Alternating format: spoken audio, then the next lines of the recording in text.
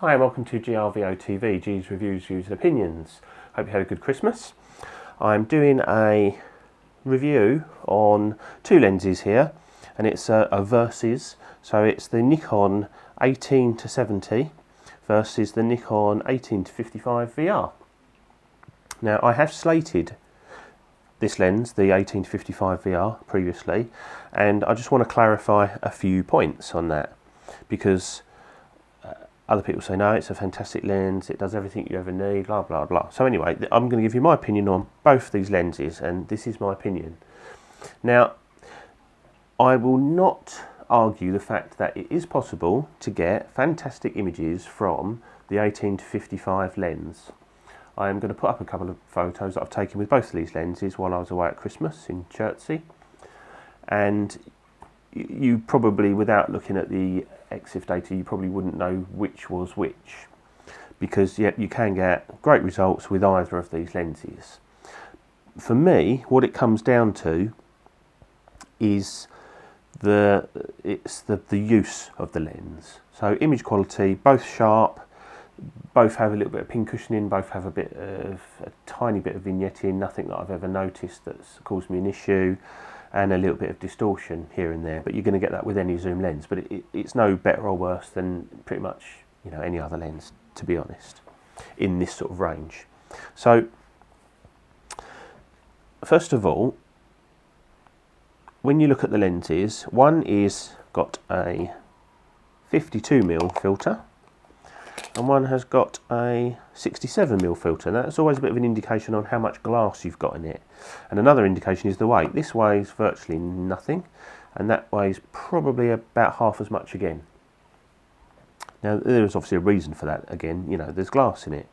Now, first off the bat, what I want to just clarify, this is VR, this is not VR. If you want it for video, 18-55 is fine. The VR works great. If you're doing handheld video, I think you need VR, and that's the one to go for. If you're going to be doing handheld video, this is not the lens to go for. So that clarifies that and makes your life a lot easier if you're choosing between these lenses. So I'm going to do this from a photography point of view rather than a video point of view. Now then,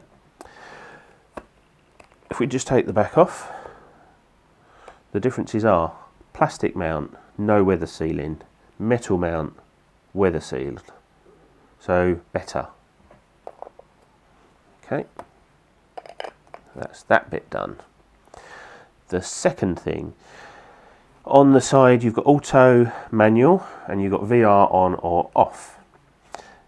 In auto mode, you can't focus.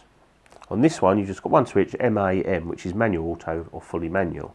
So in autofocus, you lock in. If you want to then adjust your focus, you've got what's called a manual focus grab ring, and you can just override the autofocus and manually focus, which is a really nice feature, and that's the sort of feature you get on higher end Nikon lenses. And you've got yourself a proper focusing ring, as opposed to the 18-55, which when you're in manual focus, you're just turning the end of the lens, and look how much there is. It's like I don't know, that's like just such a tiny amount of movement, whereas this, when you're manually focusing, you've got from there all the way around to there, so you can really fine tune your manual focus. On that, I'm sorry, but it's too sloppy. There's no resistance to it, and it's just horrible in my opinion. Nice, and yeah, that's just so much better. The zoom, it's a bit on the stiff side, if I'm being honest, on the 18-55. It seems nicer on the 18-70, which brings me to another reason why this one I think is better, and it goes from 18-70, only 18-55, so it's a little bit longer.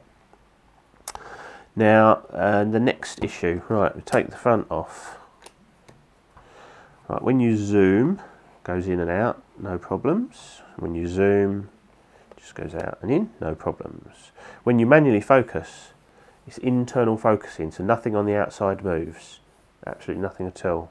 On this one, you're actually turning the whole front of the lens, and whilst it doesn't turn far, it is turning the front of the lens. So that is a problem if you stick a polarizing filter on and then focus, that moves, and the polarizing filter obviously works by turning it. So then you've got basically pre-focus, lock down your focus, then turn your polarizing filter without upsetting your focus, and you've got to do all that whilst it's just a faff. Whereas this one, you can put a filter on, set it up, and then focus, no problems at all. So that's another issue. Now, if you're not going to be using your lens and for filters, or you're just going to literally stick that on your camera body and that's all you're going to use, absolutely fine, no issues. But what the 18-70 gives you is a few more options, and it's just got that slightly better quality feel. It's made in Japan, one's made in Thailand.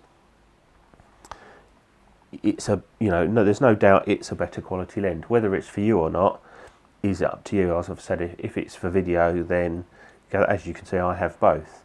However, there is a third option which I am going to get. I'm actually going to sell both of these lenses, and I'm going to try the other thing is you get a nice hood with the 18-70, and I've always said use your hoods, because the amount of times I've knocked into a door frame or something, when you're on a car or whatever, the hood can save your lens. And even if you drop it, if it hits the lens, the hood, it can take the shock out of it. So always use your hood. I think you can get a little one, but again, it's not a petal hood. It would just be a normal snooty one. But there you go. It doesn't come with one as far as I know. So what was I saying? Was that I'm going to sell both of these lenses, and I am going to pick up a Nikon 18-200 VR. Now the reason for that is it's got all the features of the 18-70, apart from one, which isn't really a feature, but I'll talk about that in a minute. So it's got the grab focus. It doesn't the lens doesn't rotate when you're focusing and that. So I'm going to try the 18-200, and the reason for that is when I'm out just with my day bag and I'm taking pictures of family or dogs or whatever, I don't like to be changing lenses and messing around, so I just want a one lens does all, really, just for carrying around, but we'll still do all the wide stuff that I like in my 18-70. I might even keep that. I haven't sort of 100% decided yet, but the plan was to sell those, get the 18-200, but we'll see. Just one other thing, the 18-70 is a 3.5 to 4.5, whereas the 18-55 is a 3.5 to 5.6. So at 55mm, this is at 5.6. At 70mm, this is only at 4.5. So although you haven't got VR, you're sort of a stop better off most of the time anyway. And unless you're videoing, I don't think you need VR on a lens of this size. A 70mm lens, I could happily hold a 15th, 20th of a second, no problem whatsoever. If you're worried about low light performance, then neither of these lenses are really perfect for you. But the way I deal with that is to have a 50mm 1.8. So if ever I'm in a low light situation where I can't use flash, I've got the 50mm 1.8 I can bung on, and I can get great results with that. Yeah, it doesn't zoom, but hey ho, deal with it. Move your feet, and it's a fantastic lens. It's cheap and chips, and everyone should have, as you'll see on my previous videos, either the 50mm 1.8 or the 35mm 1.8 in their bag, if not both, because they're cheap as chips and fantastic lenses in my opinion. So yeah, that's the low light sort of option covered. So anyway, there you go. Both lenses are cheap and cheerful. One's better quality than the other. They do slightly different things, but they're in the same sort of range. And I'm not going to say either of them do better results photographically. It's really all comes down to the use and the quality, and possibly the longevity. A metal mount's going to last longer than a plastic mount, surely.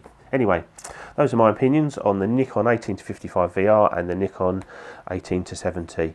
Hope that helps. Cheers, bye.